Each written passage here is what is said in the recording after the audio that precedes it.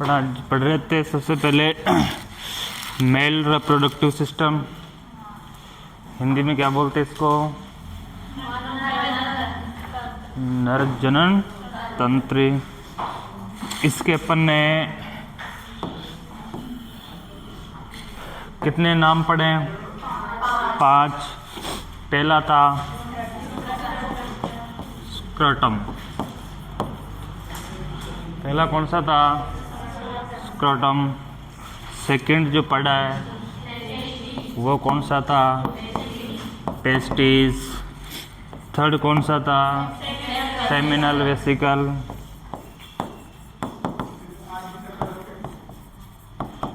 Seminal vesicle. Fourth पढ़ा, fourth कौन सा था? पेनिस। और लास्ट कौन सा पढ़ा था? Accessory gland. कौन सी पढ़ी थी? Accessory gland.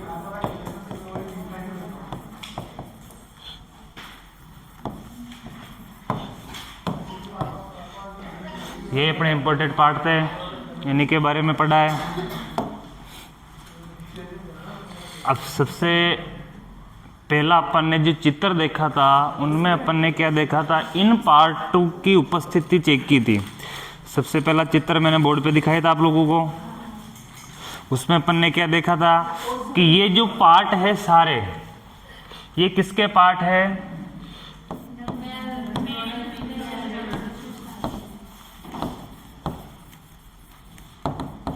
रिप्रोडक्टिव सिस्टम के।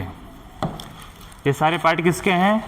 मेल रिप्रोडक्टिव सिस्टम के। इसके जो 4 पार्ट है,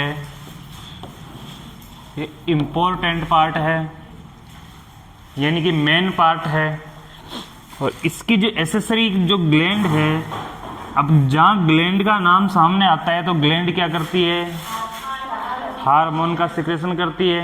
और अपने पूरी बॉडी में ग्लैंड है, इसका अलग अलग टाइम पे अलग अलग ग्लैंड काम करती है। उसका एक एक वो तरल पदार्थ, एक फ्लूइड सीक्रेट करती है, जिसको अपन किस नाम से जानते हैं?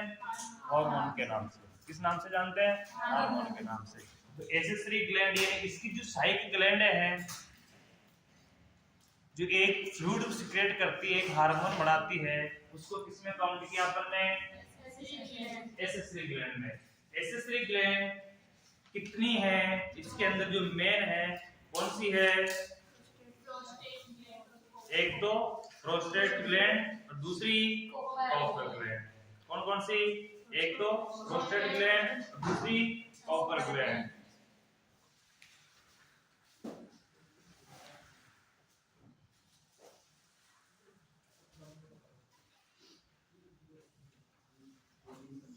ये पढ़ते पढ़ते आ रहे थे अपन। इसके अलावा अपन ने जो इसका चित्र देखा था,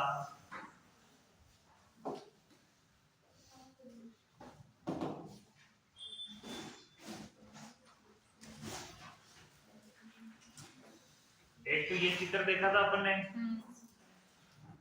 ये भी वही सिस्टम है जो अपन ने दूसरे तरीके से देखा था।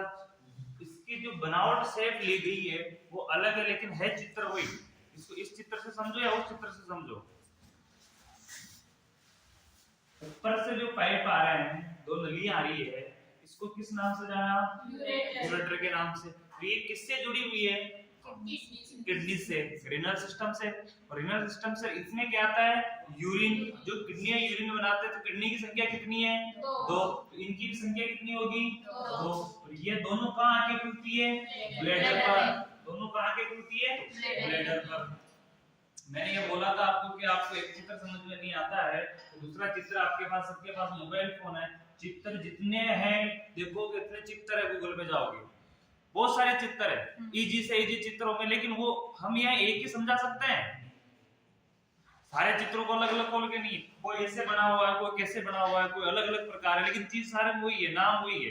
किसी को फ्रंट से दिखा रखा है, किसी को बैक से दिखा रखा है, कोई एंटीरियर है, कोई पोस्टीरियर है, चित्र वही है सारे। तो उसकी पहचान करने के लिए, उसको जानने के लिए तो आपको खुद को सर्च करना पड़ेगा। यहाँ पे एक ही चित्र को समझाया जाएगा आपको। और चित्र में भी आपको ओनली पार्ट बताए जाएंगे कि इस पार्ट को ये नाम है, इस पार्ट का ये नाम है, और इस पार्ट का काम ये है।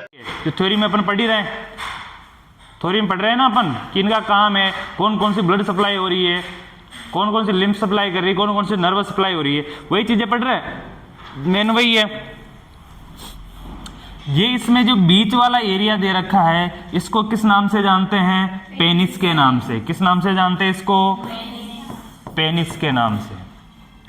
पेनिस के जो बीच में ये जो नली आ रही है इसको किस नाम से जानते हैं अपन? यूरेथ्रा के नाम से। और यूरेथ्रा का जो मुंह है इसको बोलते हैं यूरेथ्रल ओपनिंग। क्या बोलते हैं? Urethral opening. इसके दोनों तरफ गोल गोल अंडे की आकृति के दो चीजें दिखाई दे रही है, एक कटी हुई बीच का पार्ट है, एक संपूर्ण पार्ट। इसको किस नाम से जानते हैं? टेस्टिस के नाम से। किस नाम से जानते हैं? टेस्टिस के नाम से। और जिस स्थिति पे, जिस जगह पर ये टेस्टिस उपस्थित रहते हैं उसको क्या बोलते हैं? स्क्रटम। क्या बोलते हैं उसको? स्क्रटम। जिसके अंदर टेस्टिस उपस्थित रहते हैं, एक थैलीनुमा स्ट्रक्चर है जिसके अंदर स्क्रटम उपस्थित रहते हैं। उसके कितने चेंबर होते हैं? 2 कंपार्टमेंट होते हैं। और उसका काम क्या है? एब्डोमिनल कैविटी से बाहर टेस्टिस को स्थापित करना। उसका काम क्या है? एब्डोमिनल कैविटी कौन सी है? उदरीय गुहा, यानी अपना पेट। उदरीय गुहा का मतलब क्या होगा? अपना पेट। गुहा का मतलब होता है खाली स्थान, कैविटी का मतलब क्या है? खाली। कैविटी का सीधा सीधा मतलब होता है खाली। अब पेट कैसा है? एक खोखला है। अपना पेट कैसा है? एक खोखला है, इसलिए उसको एब्डोमिनल यानी पेट, और एब्डोमिनल कैविटी यानी खाली पेट। अब पेट के अंदर कौन कौन सी चीजें संग्रहित है? पेट के अंदर बहुत सारी चीजें संग्रहित है। पेट के ऊपर वाले हिस्से की बात करेंगे तो सबसे पहला हिस्सा आएगा जो डायफ्राम आएगा, जो थोरेसिक कैविटी को और एब्डोमिनल कैविटी को अलग करता है। डायफ्राम का काम क्या है? थोरेसिक कैविटी और एब्डोमिनल कैविटी को अलग करना। बीच में एक कंपार्टमेंट लगाया हुआ है जिनको अलग अलग करता है। अब थोरेसिक कैविटी कौन सी है? चेस्ट वाला हिस्से को थोरेसिक कैविटी बोलते हैं। कौन से वाले हिस्से को? चेस्ट वाले हिस्से को। अब थोरेसिक कैविटी की बात करें, थोरेसिक कैविटी में क्या है? थोरेसिक कैविटी में लंग्स है और हार्ट है जो इंपॉर्टेंट है। दोनों चीजें क्या है? इंपॉर्टेंट है। इसके अलावा ग्लैंड कौन सी है जो ज्यादा सिक्रेट करती है, जिसको ग्रोथ हार्मोन भी सिक्रेट करती है? कौन सी ग्लैंड है? Thyroid gland. इस कैविटी में कौन सी ग्लैंड है ऊपर वाले हिस्से में? Thyroid gland. जो थायराइड हार्मोन सिक्रेट करती है इसको ग्रोथ हार्मोन भी कहते हैं। और किसी में थायराइड की प्रॉब्लम हो जाती है तो शरीर अनलिमिटेड ग्रोथ करने लग जाता है, होता है, तो उसको क्या बोलेंगे अपन? तो ऊपर वाली कैविटी को किस नाम से जानेंगे? Thoracic cavity. थोरेसिक कैविटी में क्या क्या होंगे? लंग्स होंगे, और लंग्स के साथ साथ कौन होगा? हार्ट होगा। इंपॉर्टेंट है दोनों पार्ट, और मस्कुलर है। इंपॉर्टेंट तो है, इसके साथ साथ क्या है? मस्कुलर है। इस पे कोई बोन नहीं है, किसी प्रकार की कोई अन्य चीज नहीं है। और इस ऐसे इंपॉर्टेंट पार्ट है कि बॉडी इनके बगैर नहीं चल सकती है। तो इसको कवरित करने के लिए दूसरी चीज कि न तो हार्ट आकार चेंज करता है और न ही लंग्स आकार चेंज करते हैं। जैसे जैसे अपनी बॉडी बढ़ती जाती है, एक निश्चित समय में अपनी हाइट के, अपने वेट के अनुसार उनके आकार बढ़ते हैं। वो एक निश्चित आकार बढ़ने के बाद ना तो उसका आकार बढ़ेगा और नई हाइट का आकार बढ़ता है। तो उनको पे करने के लिए, इंपॉर्टेंट की प्रोटेक्शन करने के लिए एक जाल बनाया हुआ है। क्या बनाया हुआ है? जाल बनाया हुआ है। और जाल किससे बना हुआ है? एक बोन से, हड्डियों से बना हुआ है। ये देखो दिख रहा है ये जाल। अपने लंग्स की आकृति यही होती है, लंग्स की आकृति यही होती है ना। तो आप देखे होंगे कि जो रिब्स की जो है, रिब्स की आकृति भी कैसी होती है? लंग्स के जैसी होती है। तो रिब्स का काम क्या है? रिब्स का काम है कि किसी प्रकार की चोट लगती है तो उसको हार्ट तक और लंग्स तक नहीं पहुंचने देना। ये रिब्स का काम क्या है? इन हड्डियों का काम क्या है? कि नहीं पहुंचने देना। और हड्डियां राउंड अप में होती है। ये हड्डियां कैसे होती है? राउंड में, यानी पीछे की जो अपनी स्पाइनल कॉर्ड है वहां से लेकर आगे तक इस प्रकार से जुड़ी हुई रहती है, राउंड में होती है। कंकाल तंत्र देखा होगा कहीं, तो राउंड पे होती है। और इसके बीच में कौन कौन से ऑर्गन है रहते हैं? हार्ट और लंग्स। इसको कौन सी कैविटी बोलेंगे? Thoracic cavity.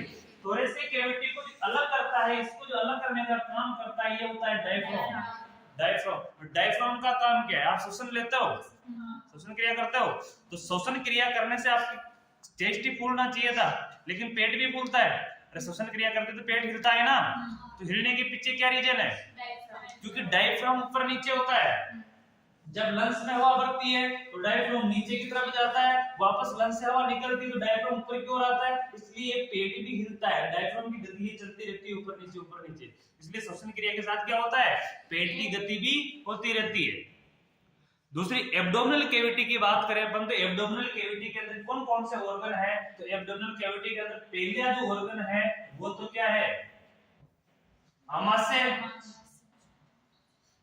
सबसे पहला ऑर्गन क्या है? ऊपर वाला जो डायफ्राम के जस्ट नीचे स्थित है, आमाशय, जिसमें अपन जो खाना खाते हैं, कुछ भी पीते हैं, जो स्टोर रहता है, उसके नीचे उसके पास में एक और स्ट्रक्चर है जिसको क्या बोलते हैं अपन? लीवर।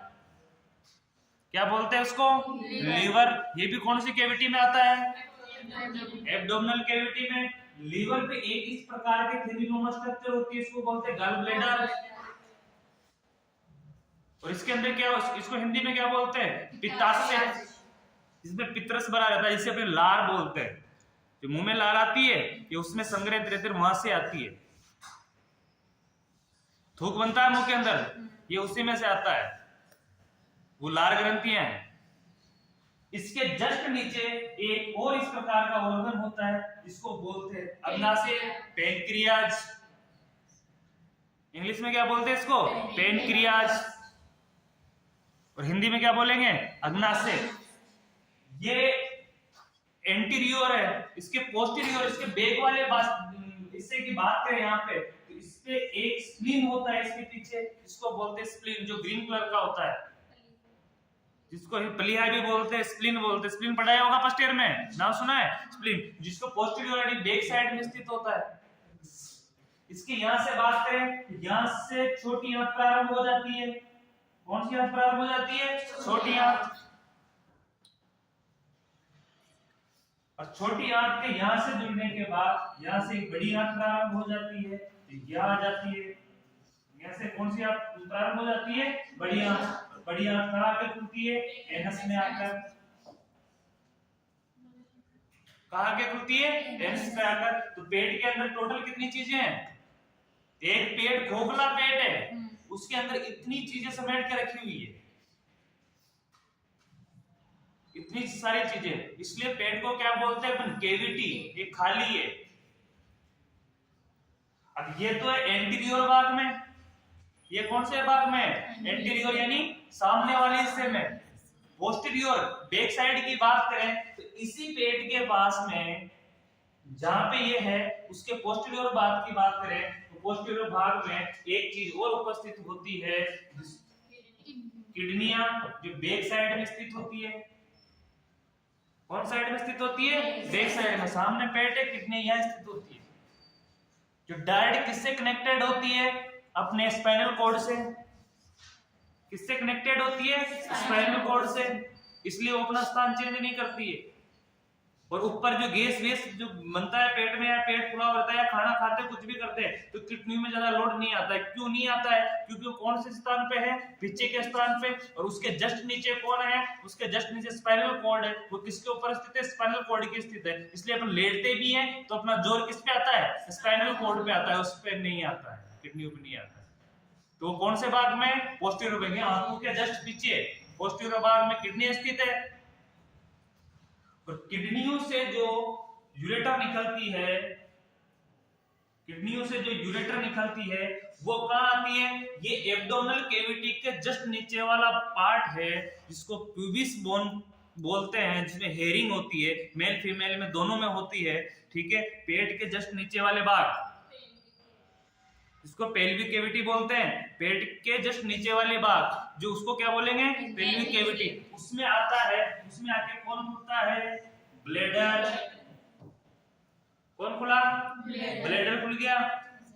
दोनों जो नसें आ रही है ऊपर से, ध्यान देना, ये दोनों वेन और आर्टरी आती है ऊपर से, ये दोनों यहाँ आके इसकी दो चेम्बरें बढ़ती है।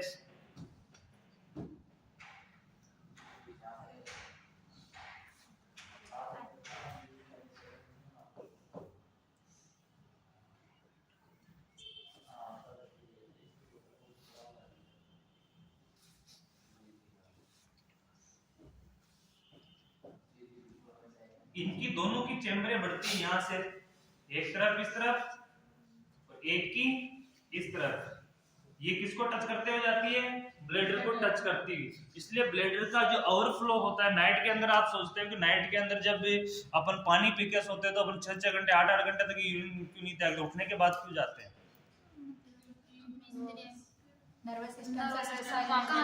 क्योंकि उस समय अपना ब्रेन किस स्थिति पे है? रेस्ट पे है। और उस समय जब ब्लैडर अपना पूर्ण रूप से भर जाता है तो भर के किस पे टच होता है? इन पे टच होते हैं। इनमें जो नर्व काम करती है वो इन पे नर्व काम करती है, वो ब्रेन को हैंडल करती है। ब्रेन इनको किडनियों को क्या करता है? इनको काम करने के लिए बंद कर देता है। इनको बोल देता है कि धीरे करो काम। क्या बोलता है इनको? कि कार्य धीमा करो। जब ये कार्य धीमा कर देती है, जब सुबह अपन यूरिन त्याग के आते हैं, यूरिन त्याग के आने के आधे घंटे के अंदर अंदर वापस आपको यूरिन त्यागने जाना पड़ता है, यानी कि जल्दी यूरिन आता है। उसका रीजन यही कि जो रात भर का पेंडिंग काम था वो किडनियां सुबह करती है और उसको जल्दी करना पड़ता है। इसलिए अपने को आधे घंटे के अंदर दूसरी बार यूरिन करना त्यागने जाना पड़ता है। उसके बाद दिन भर फिर अपनी दिनचर्या चलती रहती है। लेकिन सुबह सुबह एक बार फर्स्ट बार यूरिन त्याग करके आए, फ्रेश होके आए, उसके बाद अपने को आधे घंटे 40 मिनट के अंदर वापस यूरिन की प्रवृत्ति हो जाती है। वो इसीलिए होती है क्योंकि जो किडनियों ने जो काम पेंडिंग रखा हुआ था उसको तुरंत प्रभाव से करती है। ठीक है, ये तो ऊपर वाला पार्ट हो गया। ये सारी थोरेसिक कैविटी में है, आधी थोरेसिक कैविटी में, आधी ऊपर नीचे हो रखी है एब्डोमिनल कैविटी में। इसी प्रकार ये जो चीजें हैं ये एब्डोमिनल कैविटी में होती है। कौन से कैविटी में होते हैं? एब्डोमिनल। जब जन्म होता है बच्चे का तो ये कौन सी जगह होते हैं? टेस्टिस कौन सी जगह होते हैं? एब्डोमिनल कैविटी में। लेकिन जैसे जैसे उसकी एज बढ़ती है, पहले एक तरफ का आता है टेस्टिस, फिर दूसरी तरफ का टेस्टिस आते हैं और दोनों टेस्टिस कहाँ उतर जाते हैं? पेल्विस कैविटी में उतरते हुए कहाँ उतर जाते हैं? स्क्रटम में। और आपको एक पता होगा कि हर्निया होता है, हर्निया की बीमारी सुनी है? तो हर्निया कहाँ हो सकता है? अपने नसों में हर्निया होता है। कैविटी के जो खाली स्थान होंगे, पाइप होंगे, उनमें हर्निया होगा, यानी कि उनमें किसी प्रकार की अवरुद्ध होना। तो हर्निया व्यक्तियों में एब्डोमिनल कैविटी से, ये तो बहुत लंबी चीजें मैं बता रहा हूं कि आपके लेवल पे है भी नहीं। एब्डोमिनल कैविटी से जहां से टेस्टिस नीचे उतरते हैं, कहां उतरते हैं? स्क्रटम में। इनकी जो कैविटी जो गैप बनाते हुए उतरते हैं, इनमें भी हर्निया होने के चांसेस होते हैं। इसलिए हर्निया होते हैं तो अपने दोनों पैर होते हैं, इसके ऊपर वाले हिस्से में या तो इधर होता है या इधर होता है, एक गार्ड के जैसा अपने को दिखाई देता है, इसको हर्निया बोलते हैं। एक हर्निया होता है बैक साइड में, एक हर्निया कहाँ होता है? बैक साइड में। एक हर्निया होता है नाभि के पास, जिसको नाभि हर्निया बोलते हैं। एक हर्निया होता है किडनी के जस्ट नीचे। और एक हर्निया होता है अपने, जिसको अपन वो क्या नाम हर्निया, अपेंडिक्स बोलते हैं। अपेंडिक्स भी हर्निया का रूप है। अपेंडिक्स जो बड़ी आंत का एक हिस्सा है। तो पेट में 5-6 जगह हर्निया होने के चांसेस होते हैं। फिर हर्नियों को ट्रीटमेंट करने के लिए क्या करते हैं? काट कर निकालना पड़ता है। ऑपरेशन होता है हर्निया का, तो इसीलिए होता है। किसी के यहाँ होता है, किसी के इस साइड में होता है, किसी के बैक साइड में होता है। हर्निया बहुत सी जगह हो सकते हैं। ठीक है, तो ये टेस्टिस हो गए। टेस्टिस से जो ऊपर एक नली जाती है, और ये नली कहां जाके खुलती है? टेस्टिस से जो स्पर्म बनते हैं उनको लेके एक नली जाती है ऊपर, और ऊपर जाके और किसमें जाके खुलती है? सेमिनल वेसिकल्स में। किसमें जाके खुलती है? सेमिनल वेसिकल्स में। किसमें जाके? Seminal vesicle. और सेमिनल वेसिकल क्या है? शुक्राशय है। हिंदी में क्या बोलेंगे उसको? शुक्राशय, यानी जहां शुक्राणु स्टोर रहेंगे। जैसे यूरिन कहाँ आके स्टोर हो रहा है? ब्लैडर में। इसीलिए वो भी शुक्राणु का क्या है? एक ब्लैडर ही है। कि क्या काम कर रहा है वो? स्पर्म के लिए वो ब्लैडर का ही काम कर रहा है, उसको स्टोर करके रख रहा है। उनकी भी संख्या कितनी होती है? 2, क्योंकि ट्यूब 2 है, ये दोनों अलग अलग खुलेगी। अब इसमें सेमिनल वेसिकल्स कौन से हैं? तो इसमें दोनों आपको पीले कलर में दिखाई दे रहे हैं। ये दोनों क्या है? सेमिनल वेसिकल्स है। कौन है? Seminal vesicles. सेमिनल वेसिकल्स के नीचे एक बटरफ्लाई दिखाई दे रही होगी आपको। एक बटरफ्लाई की आकृति दिखाई दे रही है। बटरफ्लाई की आकृति दिखाई देती है। बटरफ्लाई की आकृति किसकी है? उसको क्या बोलेंगे? Prostate gland. क्या बोलेंगे इसको? Prostate gland. प्रोस्टेट ग्लैंड का दो काम है, प्रोस्टेट ग्लैंड के दो काम है, इंपॉर्टेंट काम है। एक काम तो सीमन का निर्माण करना और स्पर्म को क्या देना? एक चिपचिपा वाइट फ्लूइड देना। उसका काम क्या है? एक तो सीमन का निर्माण करना और स्पर्म को जीवित रहने के लिए क्या देना? सीमन देना, यानी एक वाइट फ्लूइड देना स्पर्म को। एक काम तो ये हो गया। दूसरा काम क्या है कि दो रास्ते आके मिलते हैं उसमें, दो रास्ते आके मिल रहे हैं उसमें, क्योंकि मेल के अंदर एक ही मार्ग है जो प्रजनन भी करता है और यूरिन भी त्यागता है। एक ही मार्ग है, तो एक ही मार्ग, तो आगे जाके दो ब्रांचे हैं, ऊपर तो दो ब्रांचे है ना, एक तो इस तरफ से आ रहा है और एक ब्लेडर से है, दो नलियां जुड़ी हुई है और दो नलियां जुड़ के यहां से एक ही नली से बाहर निकलेगी। तो उन दोनों नलियों को प्रोस्टेट ग्लैंड क्या करती है? अपने अंदर रखती है, और जिसका काम कर रहा हो तो एक को बंद करना उसका काम होगा।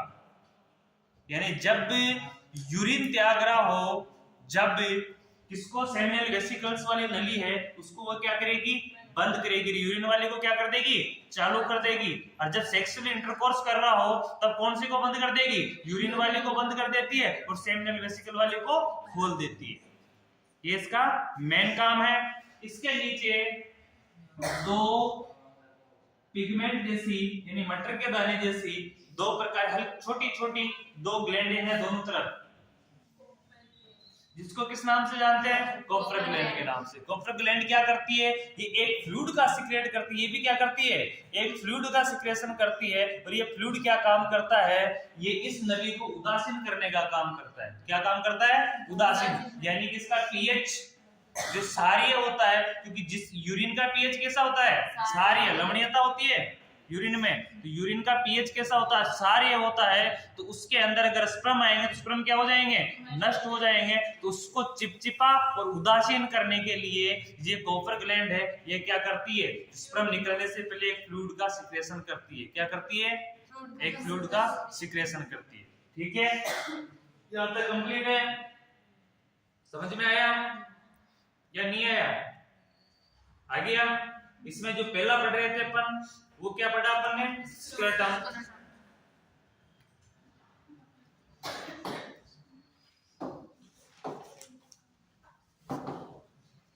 इसमें अपन ने जो पहला नाम पढ़ा था वो पढ़ा था अपन ने स्क्रोटम का।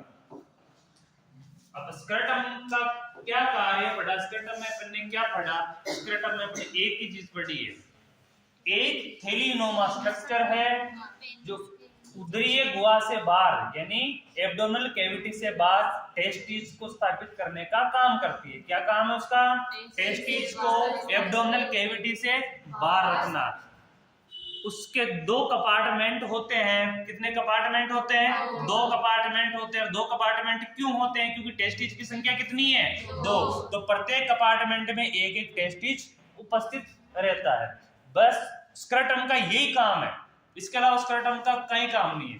दूसरा, स्क्रोटम स्थित कहाँ है? पेनिस के जस्ट नीचे स्थित होता है। कहाँ स्थित होता है? पेनिस के जस्ट नीचे स्क्रोटम स्थित होता है। इसके अलावा स्क्रोटम का काम खत्म है। अब किसका काम स्टार्ट हुआ? टेस्टिस का, क्योंकि उसके अंदर मेन कौन है?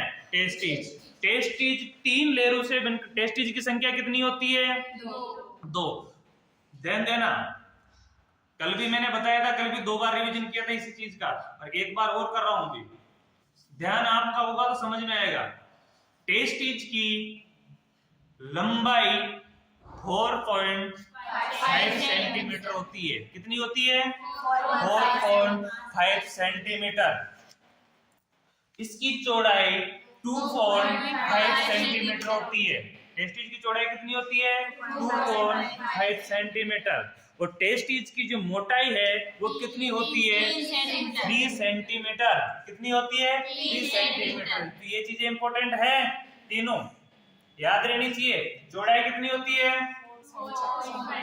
चौड़ाई कितनी होती है? 2.5 सेंटीमीटर। और लंबाई? इसको फर्स्ट सेकंड थर्ड पे काउंट नहीं करना, नाम पे काउंट करना है। मोटाई कितनी होती है? 3 सेंटीमीटर। कितनी होती है? 3 सेंटीमीटर। वापस से लंबाई कितनी होती है 4.5 सेंटीमीटर, चौड़ाई कितनी होती है 2.5 सेंटीमीटर और मोटाई 3 सेंटीमीटर। यहाँ तक कंप्लीट है। इसके बाद टेस्टिस 3 इंपॉर्टेंट लेयरों से मिलकर बना होता है। किनसे बना होता है 3 लेयरों से। पहली लेयर का नाम क्या है ट्यूनिकोवेजिनस। ट्यूनिकोवेजिनस क्या है एक बाह्य परत है। किसकी बाह्य परत है एक टेस्टिस की बाह्य परत है जिसका नाम क्या है ट्यूनिकोवेजिनस। यह तो कंप्लीट है। इस प्रकार की घेरेनुमा एक परत बनाती है, इसको किस नाम से जानते हैं ट्यूनिकोवेजिनस। कंप्लीट है। इसको चेम्बरों में विभाजित करती है, उसका नाम क्या है ट्यूनिकोएल्बुमिनिया। क्या बोलते हैं उसको ट्यूनिकोएल्बुमिनिया। क्या बोलेंगे उसको ट्यूनिको। ठीक है। दूसरी कितने खंडों में विभाजित करती है 200 से 300। कितने खंडों में विभाजित करती है 200 से 300 खंडों में। ठीक है यहां तक कंप्लीट है। थर्ड लेयर है जिसको क्या बोलते हैं क्या बोलते हैं ट्यूनिको।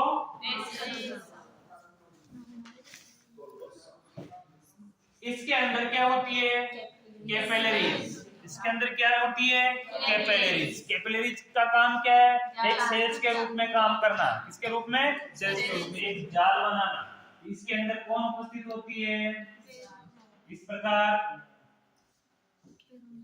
कौन उपस्थित होती है कैपिलरीज उपस्थित होती है।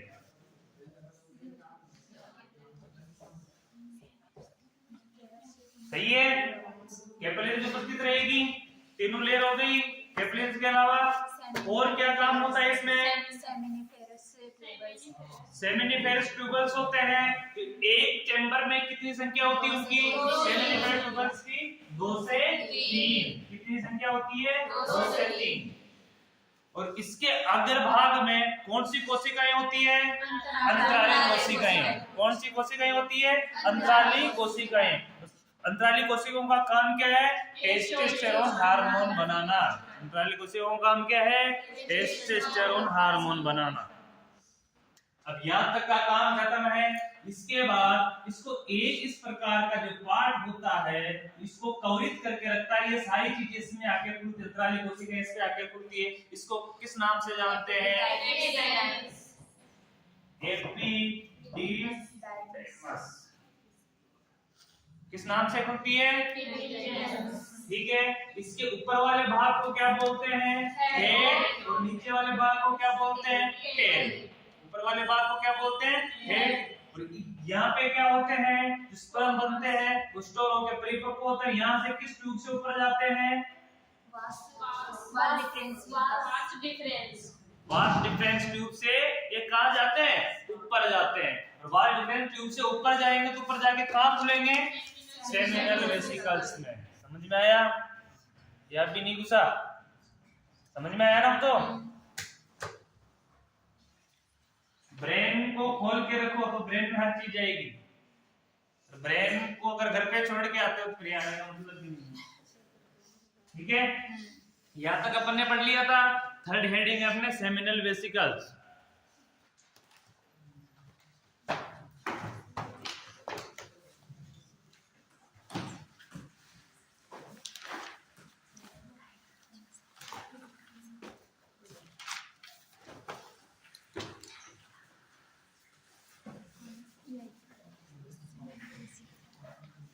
टेस्टिस के अपन ने कार्य भी पढ़े थे।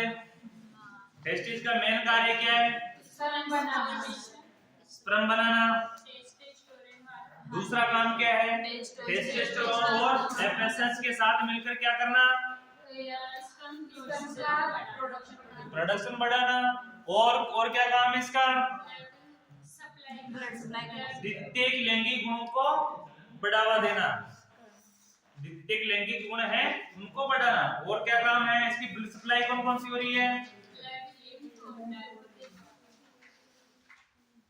कौन कौन सी हो रही है ब्लड सप्लाई में? ऑक्सीजन ब्लड को कौन लेके आ रही है?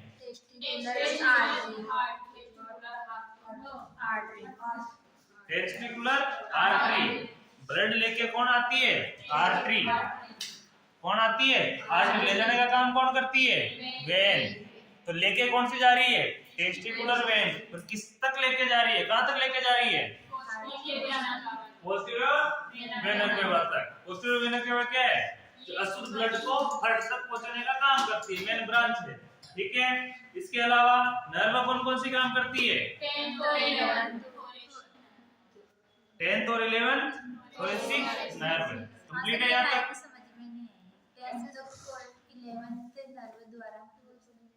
थोरेसिक नर्व की काउंटिंग दी गई है, नाम दिए गए हैं उसको 10th और 11th। थोरेसिक नर्व उसमें काम करती है। नर्व को काउंटिंग से भी देखा जाता है। ठीक है। नाम भी दिया हुआ उसका कि नाम तो ये है उसका, और कौन से नंबर की जा रही है? 10th और 11th नंबर की नर्व। ठीक है। हेडिंग लगाओ थर्ड।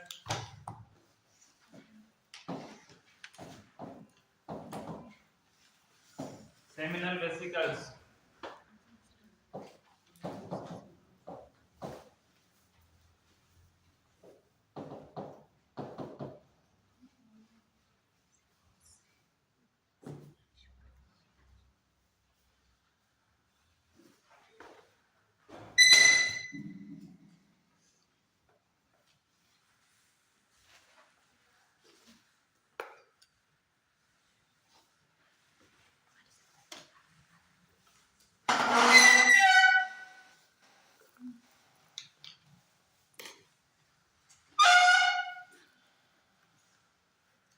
इसमें लिखना सेमिनल वेसिकल्स। सेमिनल वेसिकल्स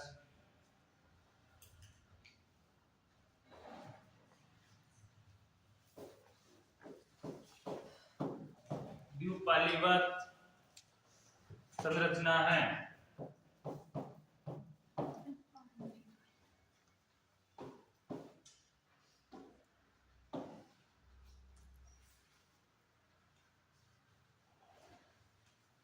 जो यूरिनरी ब्लैडर के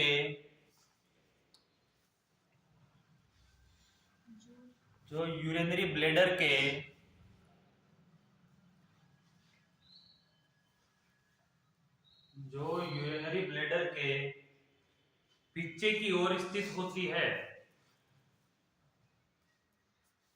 जो यूरिनरी ब्लैडर के पीछे की ओर स्थित होती है।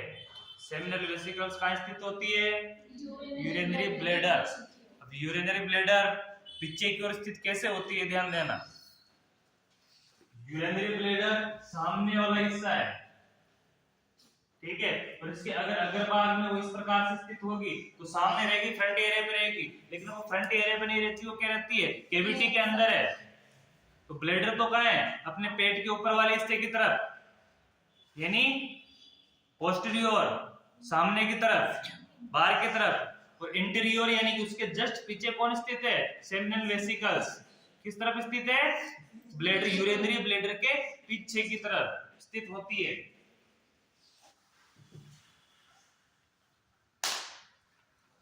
इसमें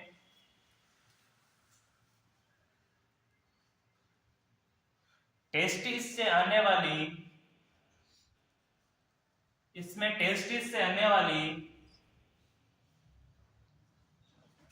शुक्रवाहिनियां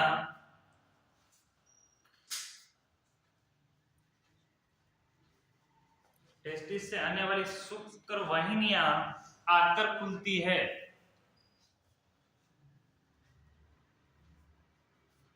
शुक्रवाहिनियां आकर खुलती है।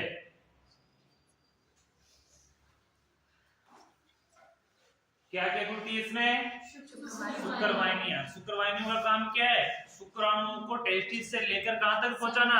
सेमिनल वेसिकल्स तक पहुंचाना। जैसे यूरिनरी सिस्टम है, रीनल सिस्टम के अंदर जो एक ट्यूब थी यूरेटर, जो क्या काम कर रही थी, रीनल से यूरिन को लेकर कहाँ आके खुद रही थी, ब्लैडर पे। इसी प्रकार ये ट्यूब है शुक्रवाहिनी, ये कहाँ से खुद रही है, टेस्टिस से लेकर सेमिनल वेसिकल्स तक, शुक्राशय तक आके खुल रही है।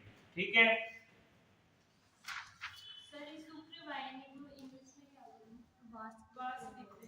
वास डिफरेंस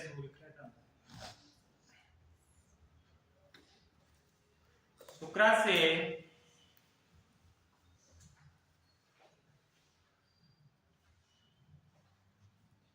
पिरामिड आकार का होता है।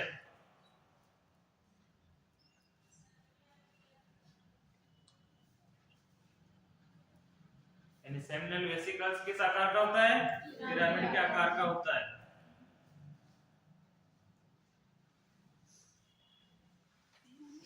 जिसकी लगभग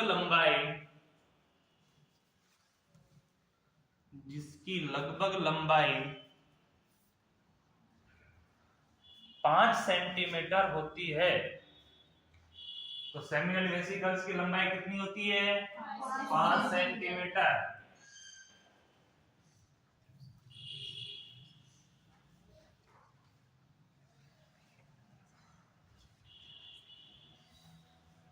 यह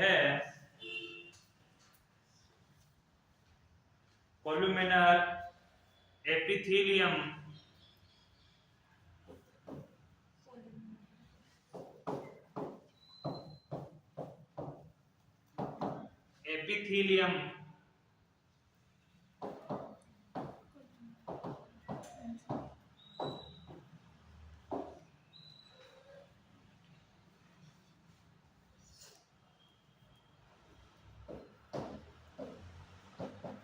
स्तंभाकार उपकला।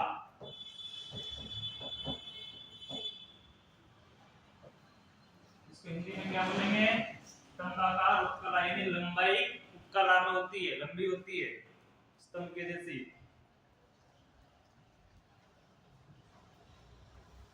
और इसके अंदर उत्तक कौन से होते हैं,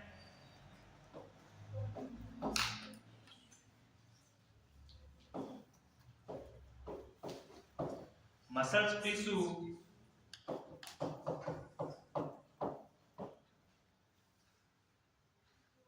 यानी पेशीय उत्तक, मस्कुलर या मसल्स पेशी उत्तक। इसमें पेशीय उत्तक होते हैं सर, ऐसे हाँ, और थर्ड है इसके साथ साथ कौन से उत्तक होते हैं, फाइबर टिश्यू। कौन से टिश्यू होते हैं, फाइबर।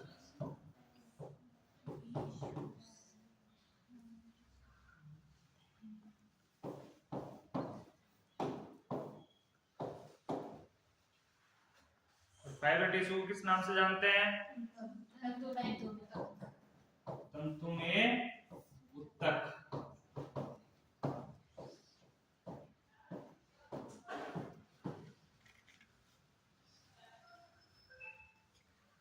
के बने होते हैं। तो सेमिनल वेसिकल्स एक तो आकृति कैसी है उसकी, स्तंभाकार उपकला है। आकृति किस प्रकार की उसकी, स्तंभाकार। किस किस चीज से बनी है, पेशीय उत्तक और तंतुमय उत्तक से, यानी मस्कुलर टिश्यू और फाइबर टिश्यू से।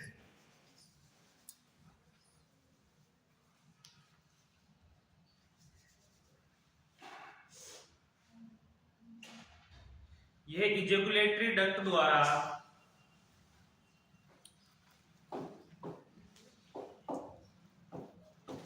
यह है इजैकुलेटरी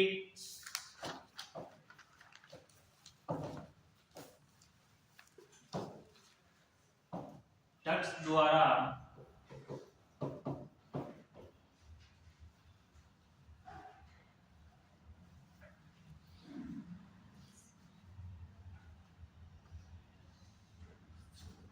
हिंदी में बोल सकते हैं इसको संकलन नलिका।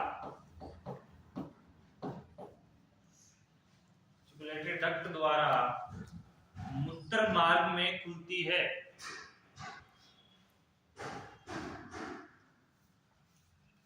द्वारा मूत्र मूत्र मार्ग में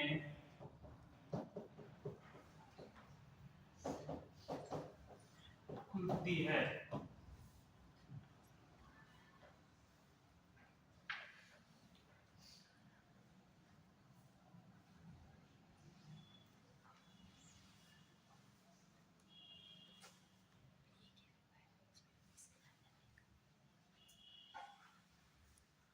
इसका मुख्य कार्य है, नीचे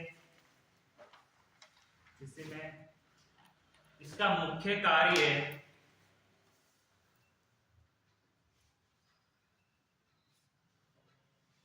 एक चिकना द्रव स्रावित करना है। एक चिकना द्रव स्रावित करना है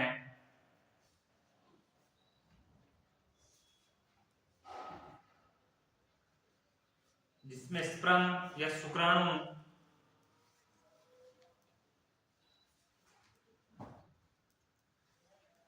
आसानी से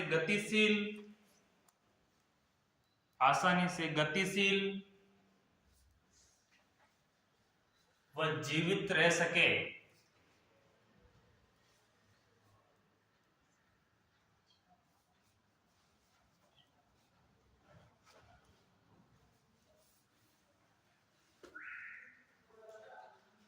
ये स्त्राव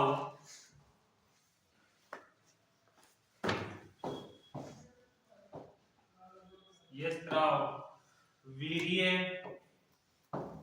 इंग्लिश में बोलते हैं इसको सीमन,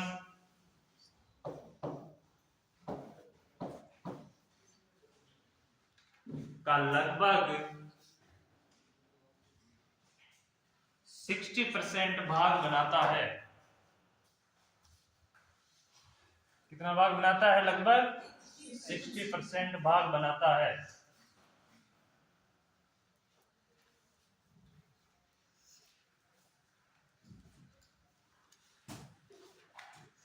तो सेमिनल वेसिकल्स के अंदर एक फ्लूइड सीक्रेट होता है, इसको क्या बोलते हैं? एक स्त्राव होता है जो सीमन का कितने प्रतिशत भाग बनाता है? 60%। रोज क्यों बनाता है? जिसमें एक तो स्पर्म जीवित रह सके, दूसरा आसानी से गति कर सके। ठीक है, सेमिनल वेसिकल्स का काम समझ में आया? क्या काम है इसका? चिकना बनाना। इसका मेन वर्क यही है कि एक टेस्टिस से जो स्पर्म निकल रहा है उस स्पर्म को क्या करे, शुक्र वाहिनी द्वारा अपने अंदर लाता है और उसको क्या करता है? स्टोर करता है। स्टोर करके एक फ्लूइड का सिक्रेट करता है, और फ्लूइड क्या का काम करता है?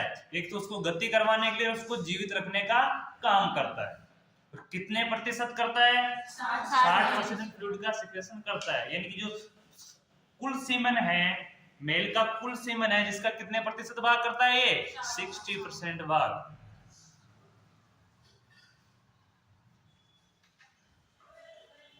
अगली हेडिंग लगाना है पेनिस।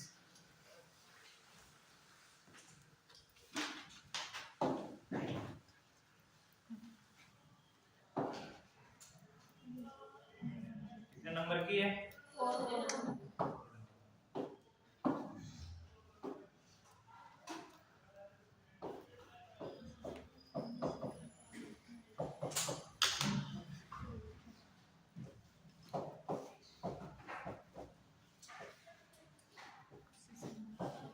पेनिस को हिंदी में क्या बोलेंगे?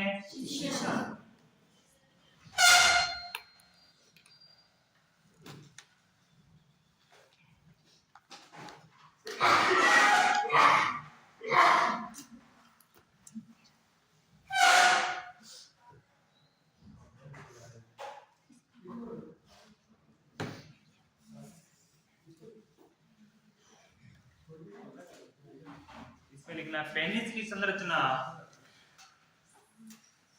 पेनिस की संरचना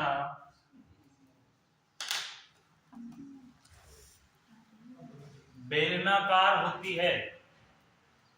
स्ट्रक्चर कैसी होती है इसकी? बेलनाकार।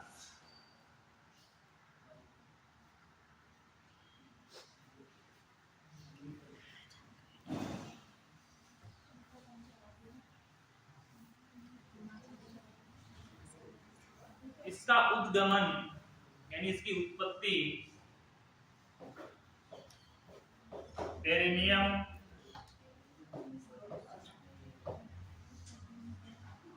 क्षेत्र से होता है।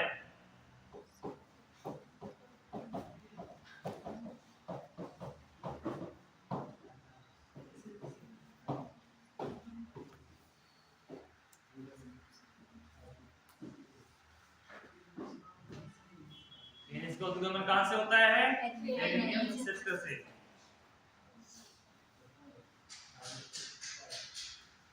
इसका लगभग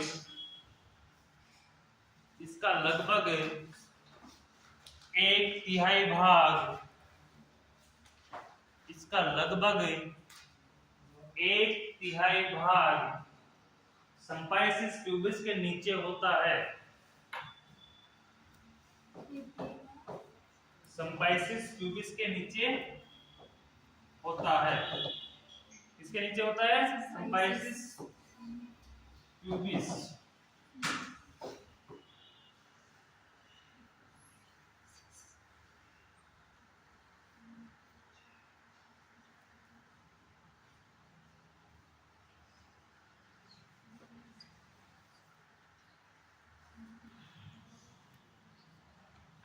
और लगभग 2/3 भाग यानी 2/3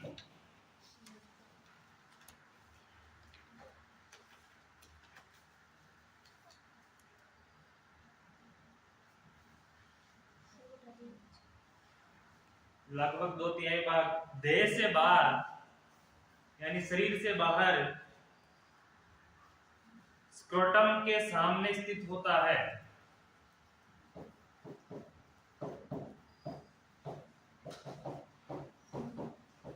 सामने स्थित होता है।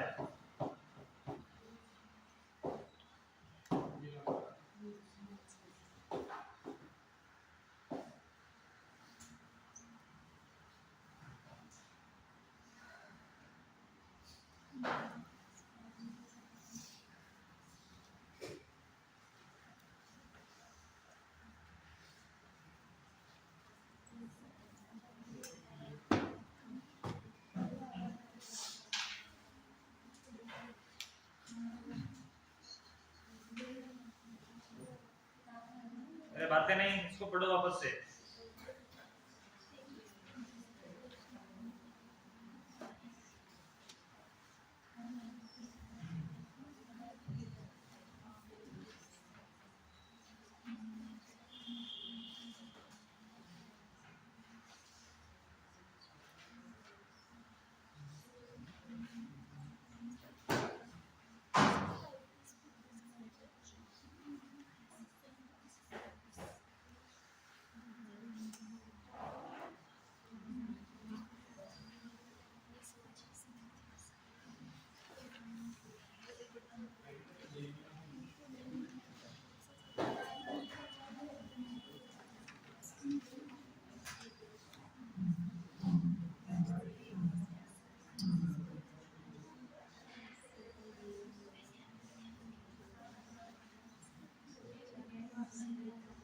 क्लियर?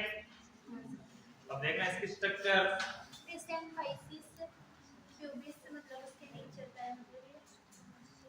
ट्यूबिस कोन का जो निचला वाला भाग होता है संपाइसिस ट्यूबिस, ट्यूबिक कोन का ऊपर वाला भाग है उसके नीचे स्थित होता है, यानी कि इसके अंदर स्थित होता है। और कुछ 2/3 भाग है वो कहां स्थित होता है?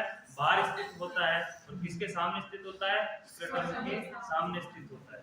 यानी 1/3 भाग देह के अंदर होता है और 2/3 भाग कहां होता है? देह से बाहर।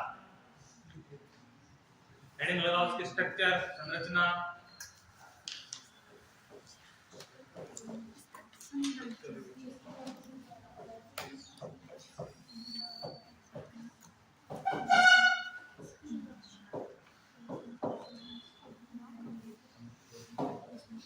स्ट्रक्चर यानी संरचना।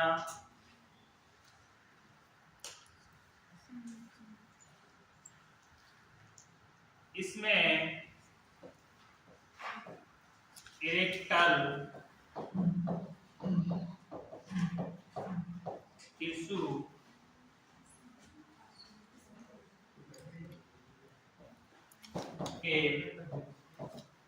तीन स्तंभ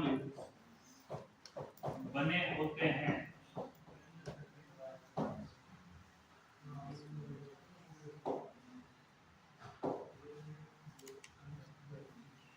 कितने स्तंभ बने होते हैं? तीन स्तंभ।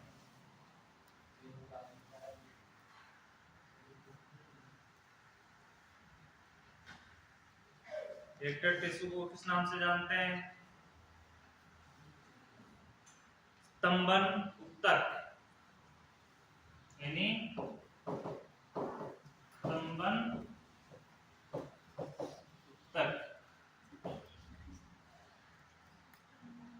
इस टिश्यू को हिंदी में क्या बोलते हैं? स्तंभन उत्तक। क्योंकि ये कौन से आकार में है? स्तंभ के आकार में होते हैं। इसके कौन से टिश्यू से बने हुए हैं? स्तंभन उत्तक से।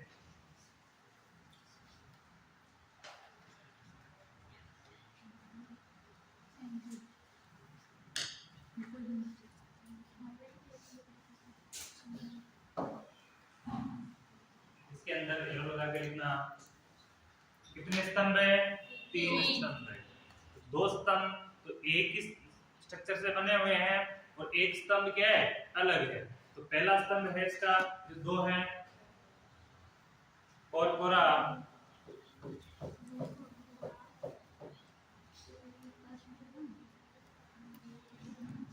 और नौसा।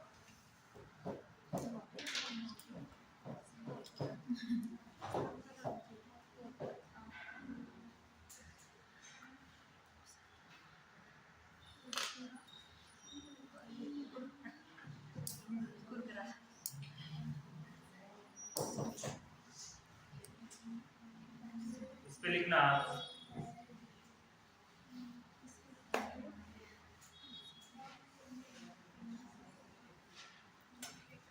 ये दो पार्श्व स्तंभ है। यह दो पार्श्व स्तंभ है।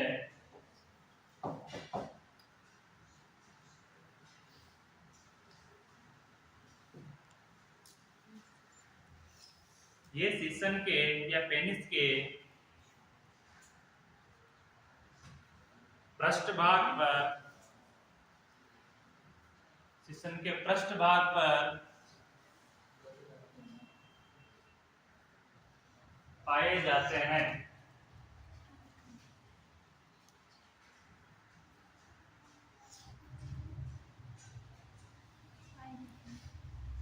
पाए जाते हैं।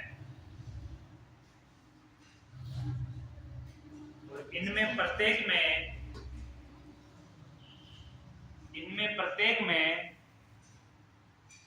एक रक्त वाहिनी होती है, ब्लड वेसल्स।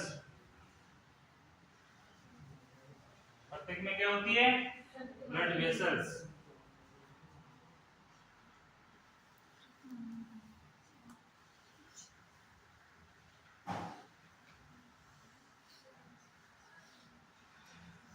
सेकंड है और पूरा स्पॉन्जियोसिस।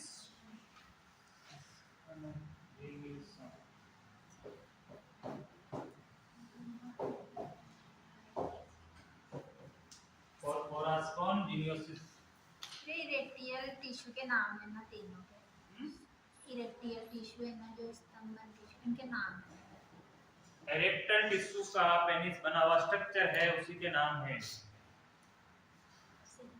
जो स्तंभ बने रहते हैं, तीन स्तंभ है। तीन स्तंभ इसको बेलनाकार आकृति देते हैं। ये क्या देते हैं इसको? एक बेलनाकार आकृति देते हैं।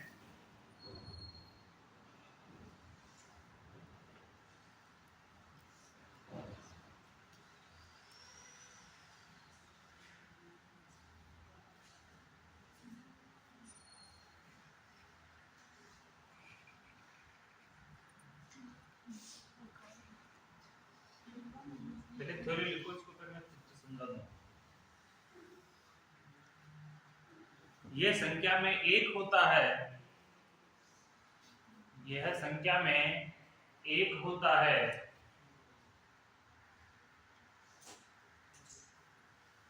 जो शीर्षण के आधार भाग में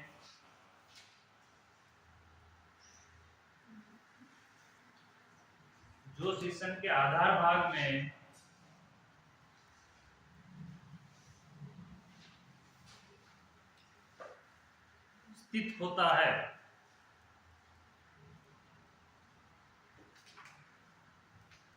शीर्षण के आधार भाग में स्थित होता है।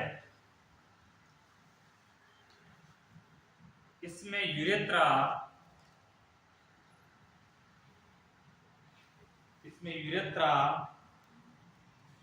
उपस्थित होती है।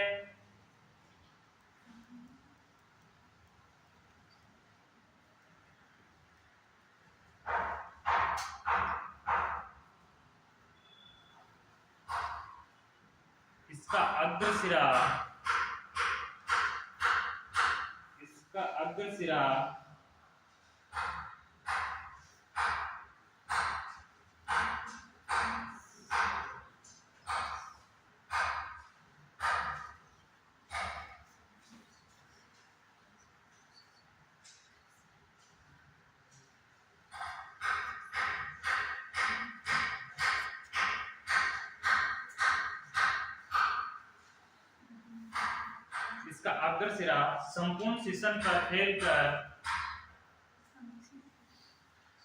अग्रसिरा संपूर्ण शीर्षण पर फैलकर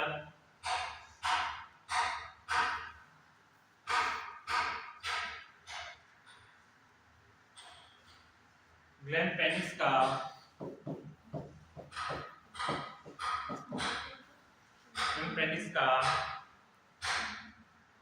निर्माण करता है।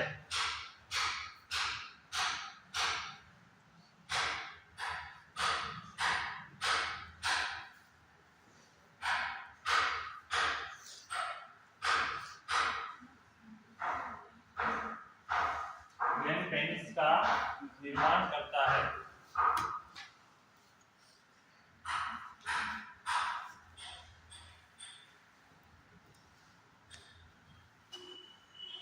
अब इसकी थोड़ी बात लिखेंगे।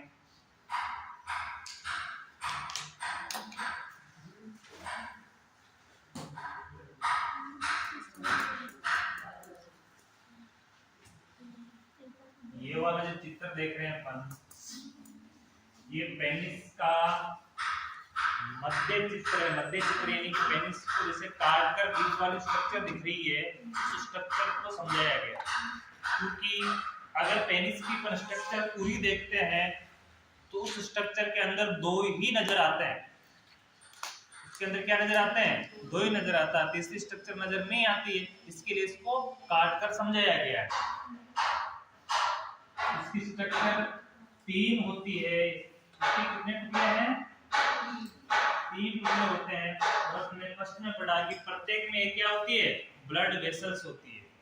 क्या होती है प्रत्येक में? एक ब्लड वेसल्स होती है।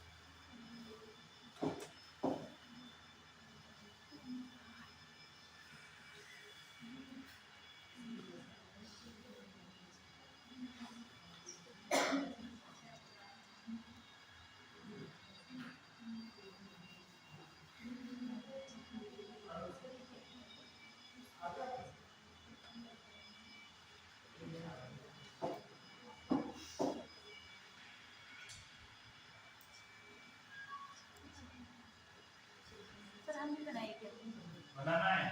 ठीक है सर।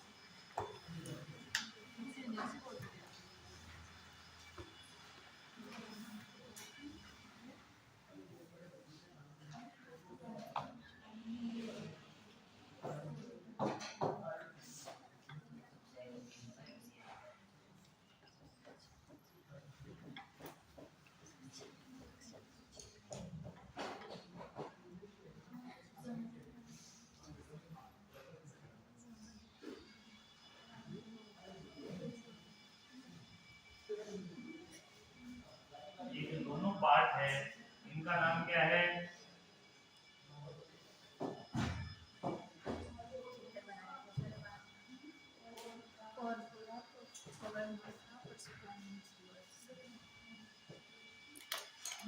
ठीक है, निचले वाला हिस्सा इसका नाम क्या है?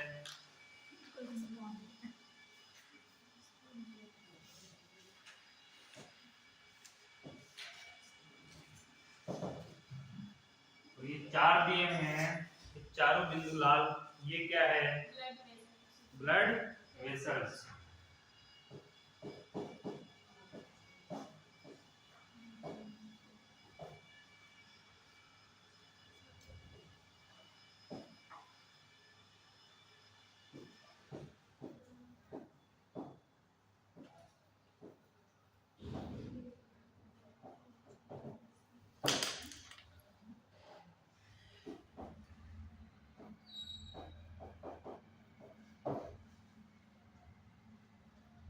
इसमें एक ये जो बिंदु दिया हुआ है, किसका है?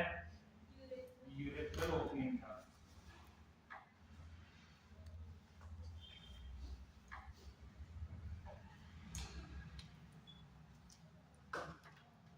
यूरेथ्रा।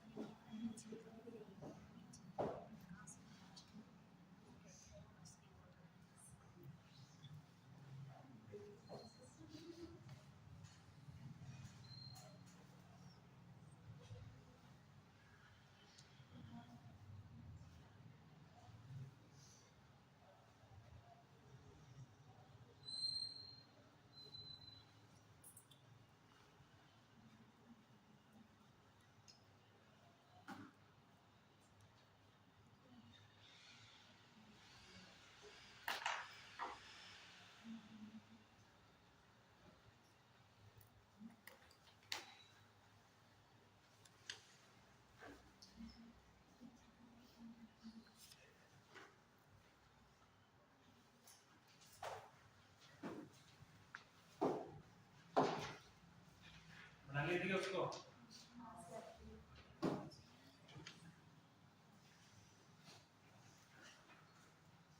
ये चित्र दिख रहा है, पहले वाला चित्र है।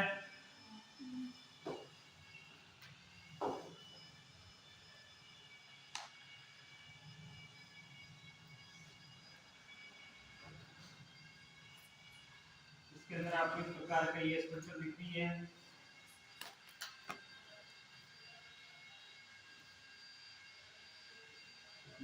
स्ट्रक्चर, ये दो स्ट्रक्चर है, दोनों तरफ है। इसको किस नाम से जाना गया है?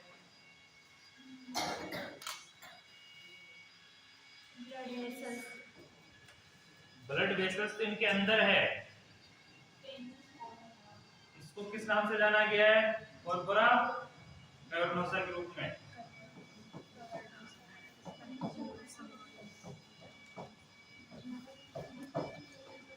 दो है, संख्या में कितने? दो है। तो इसके अंदर क्या है? इसके अंदर ब्लड वेसल्स है।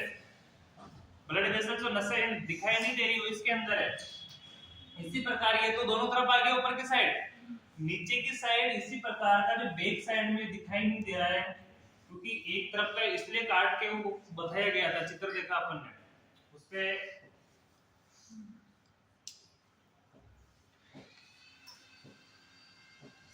इस प्रकार का चित्र बनाया था ना, उसमें दो चीज तो अपने नजर आ गई, उसको बोलेंगे। इसके पीछे वाली चीज आधार भाग वाली अपने को नजर नहीं आ रही, वो क्या है? उसका नाम क्या है? नाम तो बोलो, नाम तो लिखवाया है, ठीक है। इसके बीच में उस वाले भाग में क्या स्थित है? यूरेथ्रा। क्या स्थित है? यूरेथ्रा। और जो इसके एक मिलकर एक मुंड बनाते हैं, इस प्रकार का एक मुंड बनाते हैं सामने, इसको किस नाम से जानते हैं? ग्लैंड पेनिस के नाम से। किस नाम से जानते हैं? ग्लैंड पेनिस के नाम से। ये लिखा है अपन ने, ठीक है।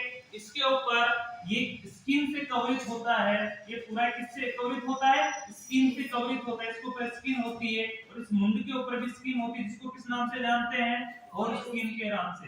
किस नाम से जानते हैं, और स्किन के नाम से। इसके ऊपर स्किन होती है, इसको किस नाम से जानते हैं, और स्किन के नाम से। ठीक है, यही चीज है। इसको अपन ने काट कर वहां, इसके अंदर क्या होती है, ब्लड वेसल्स। ये चार क्या होती है, पेनिस के अंदर चारों ब्लड वेसल्स। ठीक है, चार ब्लड वेसल्स होती है। इसके नीचे और के बीच में क्या होता है, यूरेथ्रा। क्या होती है, यूरेथ्रा। ब्लड वेसल्स का काम क्या है, इसको ढीला और टाइट बनाने का। ब्लड वेसल्स का काम क्या है, इसको ढीला और टाइट बनाने का। जब वेसल्स ब्लड को वापस खींचती है तो वो क्या होता है, ढीला हो जाता है पेनिस। और जब ब्लड इसका पावर बढ़ता है, इसके अंदर, इस टिश्यू के अंदर ब्लड का पावर बढ़ता है कि ब्लड वेसल्स वापस से संपूर्ण भर जाती है। इसका आकार में क्या हो जाती है, आकार में वृद्धि होती है। इसका आकार कैसा हो जाता है, टाइट। ये स्ट्रक्चर कैसे हो जाती है, इसकी बेलनाकार टाइट स्ट्रक्चर हो जाती है। ये किसके कारण होता है, ओनली ब्लड वेसल्स के कारण होता है। उसका ढीलापन, पेनिस का टाइट होना, उसके आकार में वृद्धि होना किसके कारण हो रही है, ब्लड वेसल्स के कारण। जब ब्लड वेसल्स में जब ब्लड आ जाता है वापस बॉडी में, तब वो क्या हो जाता है, उसकी स्ट्रक्चर ढीली। और जब ब्लड वेसल्स से उसमें ब्लड भर जाता है तो उसकी आकृति में क्या होती है, वृद्धि, और वो कैसा हो जाता है, पेनिस टाइट। ये उसकी स्ट्रक्चर है, ये उसकी क्रिया होती है। ठीक है, उसके अग्रभाग को क्या बोलते हैं, ग्लन्स पेनिस। उसके अंदर कौन सी चीज खुलती है, यूरेथ्रा। कौन सी ट्यूब खुलती है, यूरेथ्रा। तो दोनों काम नर जनन मूत्र जनन अंग का काम वही करती है। कौन सा काम करती है, मूत्र का भी काम करती है और जनन अंग का भी काम वही करती है, क्योंकि दोनों का मार्ग एक ही है ये। ठीक है, इसके ऊपर जो स्किन होती है उसको किस नाम से जानते हैं, और स्किन के नाम से। किस नाम से जानते हैं उसको, और स्किन के नाम से। समझ में आया, पेनिस समझ में आया ना, तो पेनिस में आगे लिखो।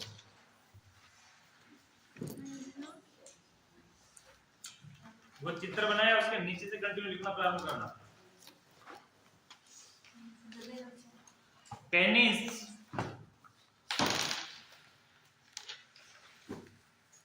पेनिस संपूर्ण लंबाई में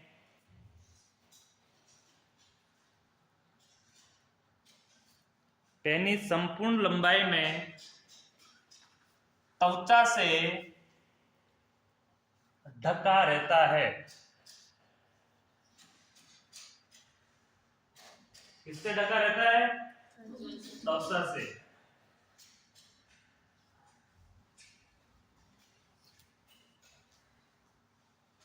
ग्लैंड पेनिस पर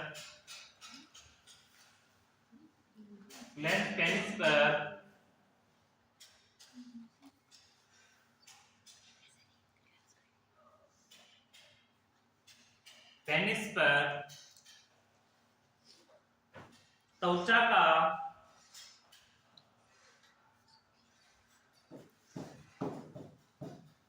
आच्छादन पाया जाता है।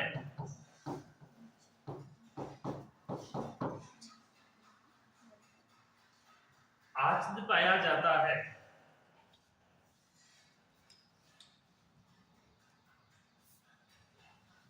जिसे फोरस्किन या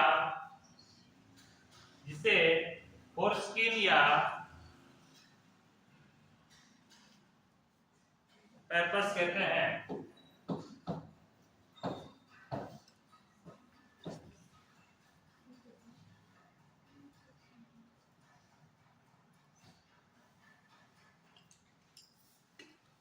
अब देखना, ग्लैंड पेनिस यानी सीसन मुंड, हिंदी में क्या बोलेंगे इसको, सीसन मुंड। सीसन मुंड के ऊपर त्वचा का क्या पाया जाता है, इसके ऊपर त्वचा नहीं होती। पेनिस की पूरी स्ट्रक्चर के ऊपर क्या होती है, त्वचा, लेकिन इसके ऊपर क्या नहीं होती, त्वचा। लेकिन त्वचा इस पे होती है, कैसे होती है, और स्किन के रूप में। यानी स्किन का जो ढीलापन है वो किसको कवरित करके रखता है, स्किन ढीली होती है। पेनिस की आगे वाली जो स्किन होती है वो कैसी होती है, ढीली होती है। और वो क्या करती है, सीसन मुंड को कवरित करके रखती है, और वो हट भी सकती है। जैसे सीसन मुंड पेनिस में ग्रोथ होता है, जैसे ब्लड वेसल्स भरती है, ब्लड वेसल्स भरेगी उसकी आकृति में ग्रोथ होती है, तो स्किन क्या हो जाती है, शिश्नमुंड से हट जाती है, पीछे की तरफ आ जाती है। और जिस स्किन को किस नाम से जानते हैं अपन, जिस स्किन को फोरस्किन के नाम से जानते हैं। ठीक है, आगे लिखना एरो लगा के।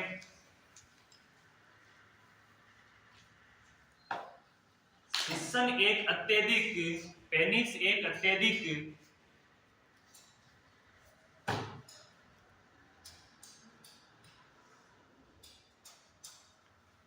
पेनिस एक अत्यधिक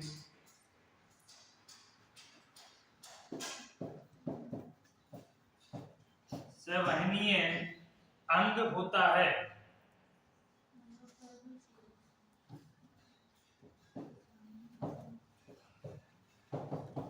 अंग होता है।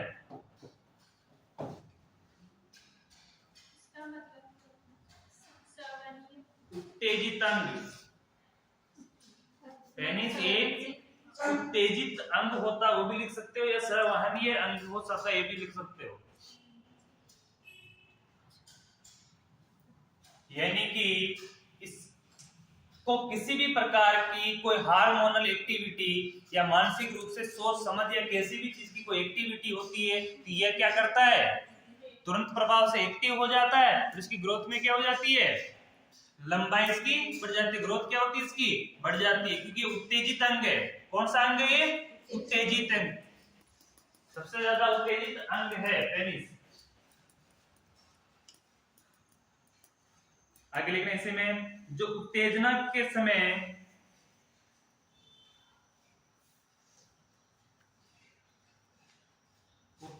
समय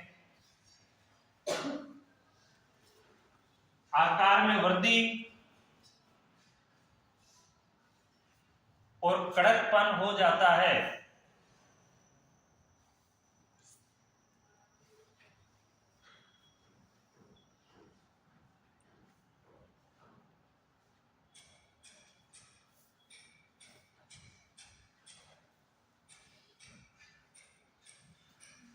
ऐसा इसमें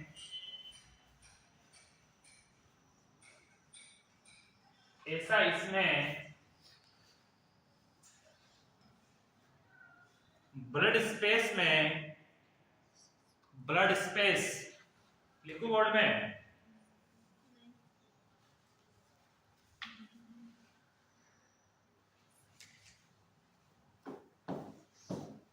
स्पेस,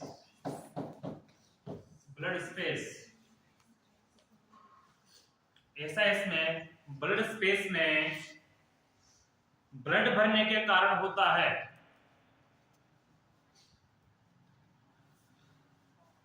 ऐसा इसमें ब्लड स्पेस में ब्लड भरने के कारण होता है।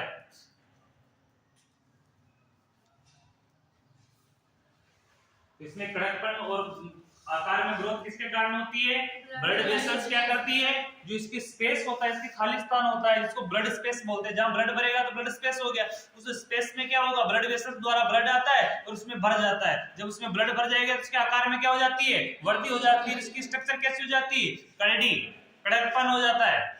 ठीक है, अब लिखना है इसके फंक्शंस, हेडिंग लगाओ, कार्य, समझ में आया कुछ।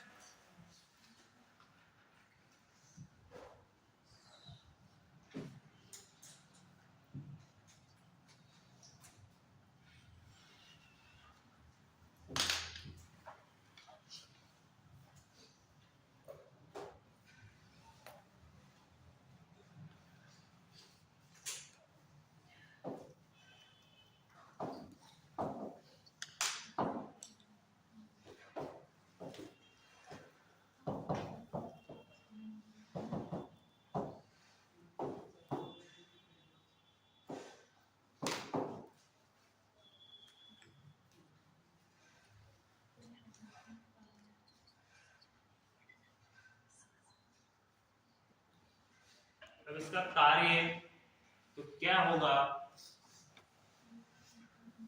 एक तो इसमें क्या उपस्थित होती है, यूरेथ्रा उपस्थित होती है। क्या उपस्थित होती है? यूरेथ्रा। अब यूरेथ्रा उपस्थित है तो इसका मेन कार्य क्या होगा? यूरिन पास आउट करने का। और दूसरा कि नरजनन अंग भी यही है, नरजनन अंग के साथ ये क्या करेगा? यूरिन के साथ सीमन का भी सिक्रेशन करेगा, सीमन को भी क्या करेगा? बाहर निकालेगा। तो दोनों काम करेगा, यानी मूत्र जनन अंग भी कहते हैं इसको। क्या बोलते हैं? मूत्र जनन अंग। इसका लिखना कार्य पक्ष में, फर्स्ट एरो में पेनिस से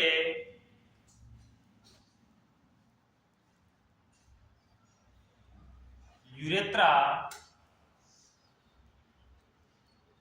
गुजरती है,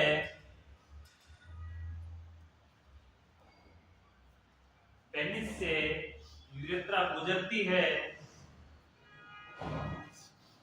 और नर में यूरेथ्रा यानी मेल में यूरेथ्रा यूरिन एवं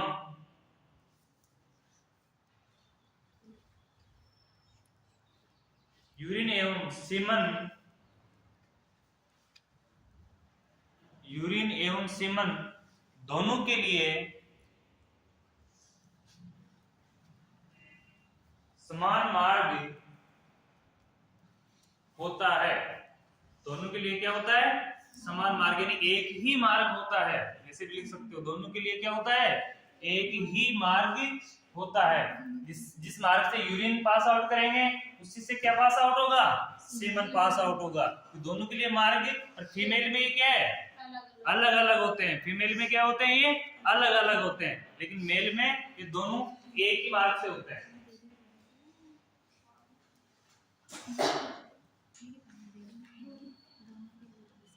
इसे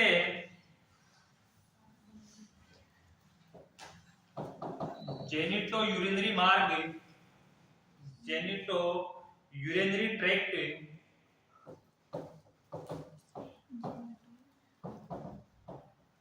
ट्रैक्ट भी कहते हैं।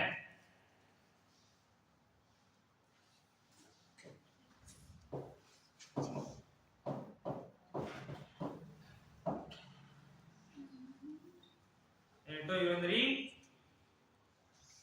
ट्रैक्ट भी कहते हैं। हिंदी में बोलते हैं मूत्र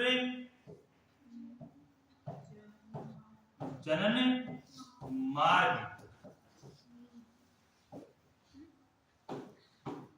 आपको अगर ये लगता है कि आपको मिडवाइफरी इजी लगे, इंग्लिश के मीनिंग याद करना प्रारंभ कर दो। ये जो इसके मीनिंग है जो लिखाए जा रहे हैं आपको, क्योंकि ये लास्ट तक सिलेबस में काम आएंगे, यही चीजें दोहराई जाएगी, ये चीजें बार बार ये नाम सामने आएंगे और बार बार ये नाम इंग्लिश में सामने आएंगे, हिंदी में नहीं आएंगे। हर जगह हिंदी नहीं मिलेगी आपको, उस अर्थ नहीं मिलेगा। अभी तो कुछ शब्दों के साथ साथ कोष्टक में उन्होंने अर्थ डाला हुआ है, किताब में भी डाला हुआ है, मैं भी लिखा रहा हूं, लेकिन आगे जाओगे तो किताब में अर्थ नहीं मिलेगा। तो इंग्लिश शब्दों को ज्यादा महत्व देना है। नर्सिंग है तो इंग्लिश को तो महत्व देना ही देना है।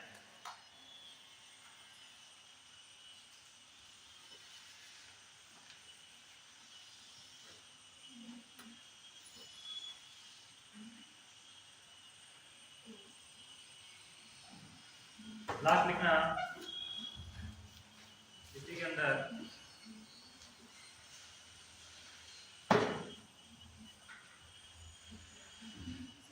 पेनिस से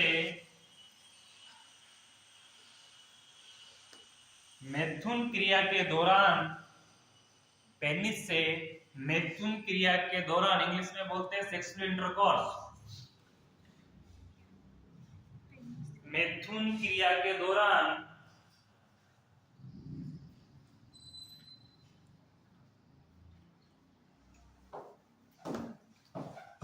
मेल स्पर्म को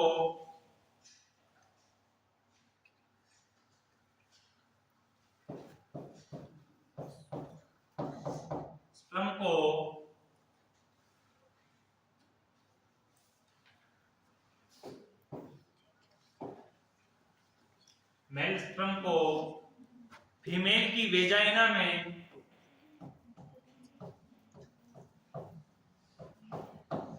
फीमेल की वेजाइना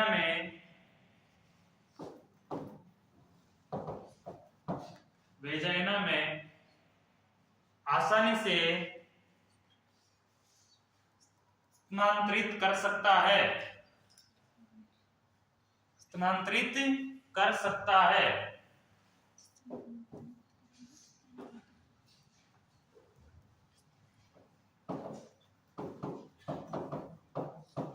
स्थानांतरित कर सकता है।